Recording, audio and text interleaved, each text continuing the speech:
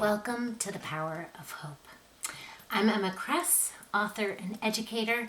My debut novel, Dangerous Play, releases this August from Macmillan. Dangerous Play is about a field hockey team captain who gets assaulted and her ride or die team who become vigilantes. You can find out more about me and my book at emmakress.com, EMMAKRESS.com. Okay, so in these 15 minutes, I'm going to introduce you to psychological hope theory and offer 3 concrete strategies for implementing hope theory into your writing work. So first, I wanted to introduce you to C.R. Snyder. He's pretty much the psychological big cheese of hope. Snyder says hope comes down to 3 key things: a goal, pathways thinking, and agency thinking. A goal, you know what that is, but the goal must be reasonable and attainable. Pathways thinking is the plan to get that goal. Note Snyder's language here, pathways thinking. It's the ability to not just create one plan, but to continue to make adjustments to that plan and perhaps even to the goal itself, depending upon the obstacles that you face. This requires flexibility and adaptability. Finally, agency thinking. It's believing you can do it. It's looking at your past and knowing you've surmounted similar obstacles. It's realizing you've got strengths that will help you attain your goal, fulfill that desire. This requires confidence and resilience. Here's the cool thing. Hopeful thinking begets hopeful thinking. The more you complete these small goals, the more you will build your creativity, flexibility, adaptability, confidence, and resilience. And this is what has been giving me so much hope throughout 2020. There is something almost thrilling about the concept that we are collectively living through a time that will act as the blueprint for future hopeful thinking. Because this has been hard. But think about it. Think about all that you survived last year. Think about all that you've witnessed that speaks to our collective perseverance. And then think about this. When something down the line throws a punch, you'll be all, dude, you ain't got nothing. I've been through worse. The world is filled with hard, and readers need hope. Hope is not a luxury. It's not a fluffy, superficial add-on. It is an essential tool for living in this world, and adults should not deny children the practice of it. Stories are the ideal training ground for that practice, and that is why stories must have hope. Stories allow children to explore goals, pathways thinking, and agency thinking on their own terms from the comfort of their beds. Children build their sense of selves through story. Stories then can act as practice arenas for hope, and writers are in the unique and enviable position to imagine that arena. This is not an argument to squeeze books into some moral box, nor is it a plea to turn authors into preachers, teachers, or counselors. Far from it. But writers can use the insights of psychologists and social scientists to explore characters more deeply, reveal their complexity, and better attend to their authentic emotional progress. So let's talk about how hope can be an essential tool in your writing toolbox. Let's begin with desire. Author Robert Olin Butler, in his book From Where You Dream, explains, quote, "One way to understand plot is that it represents the dynamics of desire." So characters need desire. But what are those dynamics of desire that propel plot? Scenes and sequels. You might think of scenes as the nuggets of action that move the story forward, and sequels as the links that join those scenes.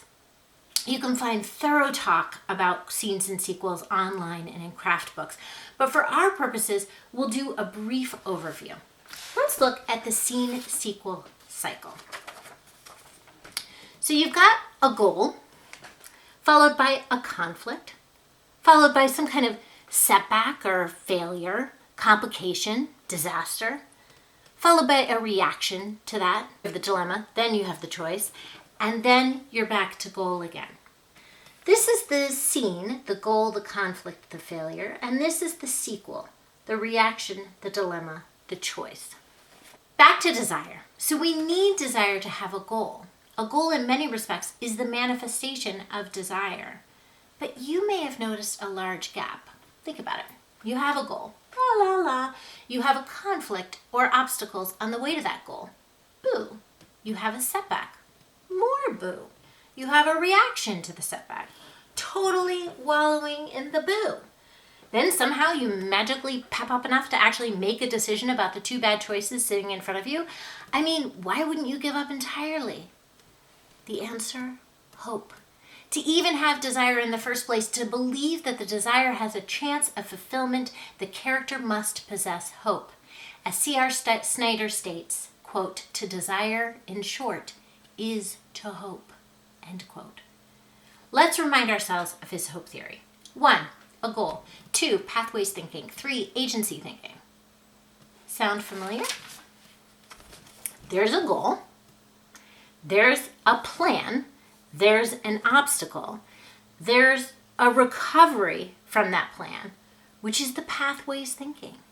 There's flexibility as the plan or goal is reassessed, and somewhere in this sequel, the character digs down and finds their agency. I'll bet in most of the books that you love, you'll see an overarching hope sequence made of small hope cycles that spiral us toward the final hopeful finish. Our first concrete strategy that I want to teach you relates to the B story. A B story is just a big subplot. While the A story may be about the main character achieving their big goal, the B story may be the thing that helps the main character grow internally.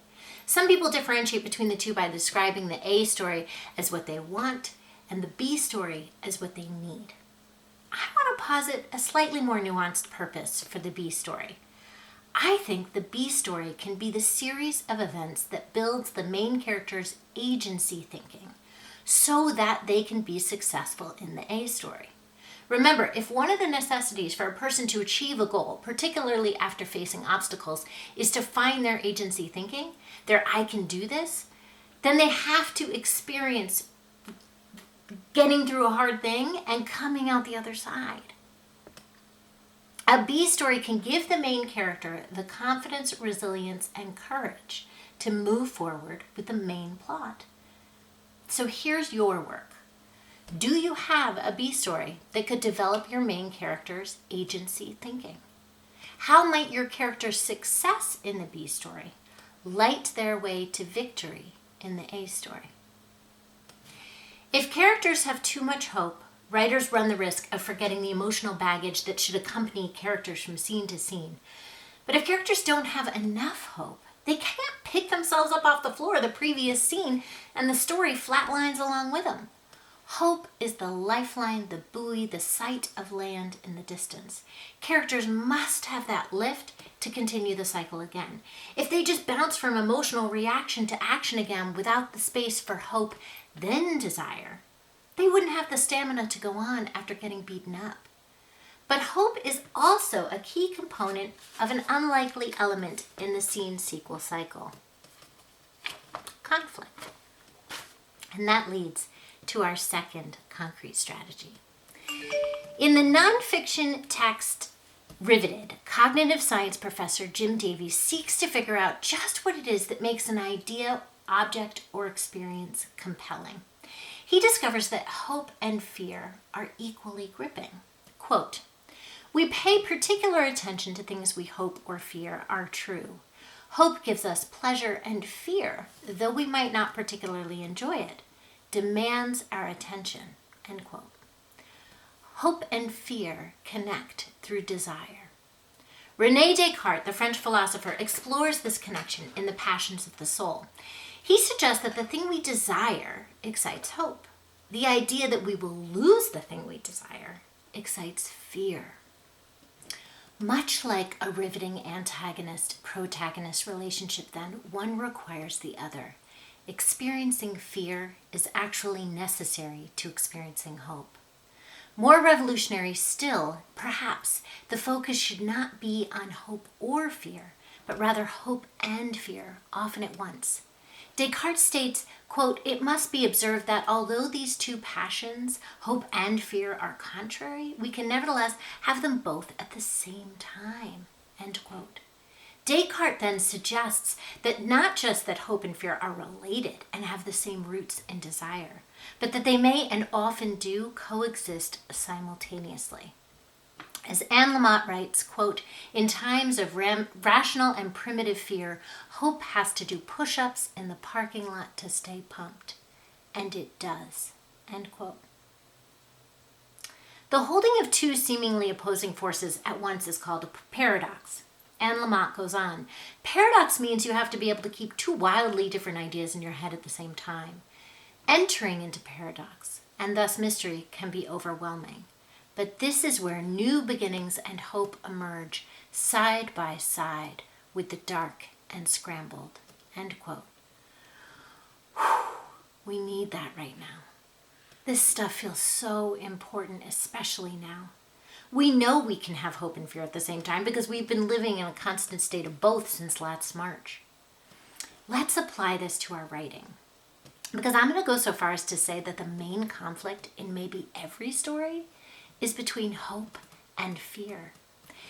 If desire drives every story, then throughout the story, the conflict between hope and fear rages as the character strives to make that desire come true. Writers need both hope and fear, often at once, to capture the complexities of real life on the page. To write compelling stories, writers might do well to position hope and fear as the driving emotional conflict. In The Emotional Craft of Fiction, Donald Mess argues that fear is the greatest in anticipation of the blow, not when the hammer hits, end quote. This means if you play up the hope, your readers will experience that much more fear for your character because there's that much more to lose. So here's your work. Take a high fear moment in your story and don't talk about the fear. Rather, write a line thick with subtext. Give them an endowed object that represents hope and bring it into that high fear moment. How might you drill down to notice all the things in this high fear moment that your main character hopes were true? Now to the final element of today's talk, hopeful endings. Writers, particularly writers for children, are familiar with debates about whether endings should be happy. Yet perhaps the happiness of endings is beside the point. The award-winning children's author Lois Lowry champions the hopeful ending instead. She posits that given the all-too-dystopian elements of the real world we inhabit, children need hope more than ever. She argues, quote, I think they need to see some hope for such a world. I can't imagine writing a book that doesn't have a hopeful ending, end quote. I believe that one of the most powerful ways to ensure a hopeful ending is to rewrite the world as it should be. There's a bumper sticker I've always loved. If you're not outraged, you're not paying attention. And anger is important when you're trying to enact change. But anger gets you nowhere without hope. If all you do is get angry, it festers. Hope is what turns anger into a catalyst, a change agent. And we writers know that you must have catalysts and you must have change, especially now. Hope isn't some Pollyanna-ish idea. It is a rebellious, resilient act. In On the Other Side of Freedom, The Case for Hope, activist DeRay McKesson writes, quote, we can't fight for what we can't imagine. He argues, quote, we have never seen a world of equity, justice, and joy. We're trying to create something altogether new, and it is impossible to create something new in the absence of hope, end quote. Writers are in the position to imagine what the hopeful future could look like. In doing so, not only can writers offer readers relief from their deeply challenging present reality, but they can also offer a kind of hopeful blueprint for a new future. To hope is to believe that we can do better, be better. To hope is to stretch our imaginations for what's possible and forge our own pathways, no matter the odds or obstacles. To hope and to exchange that hope with others means believing we've got this, because we do. So go forth and spark some hope.